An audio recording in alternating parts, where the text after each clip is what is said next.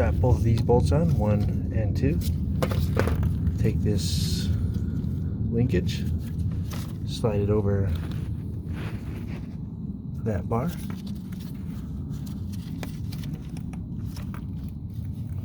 And first goes this nut, and then this retainer clip goes through the hole.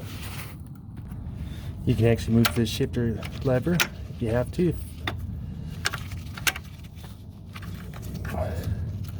It slides right on the place. Then the round washer, and you can see the hole right there for the retainer clip.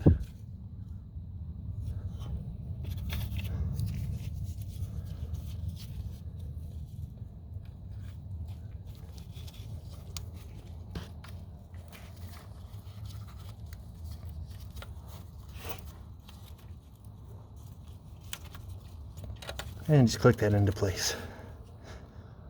Next, we're going to get the cross member back on there for support on the rear of the transmission. So I'm going to set that up into place.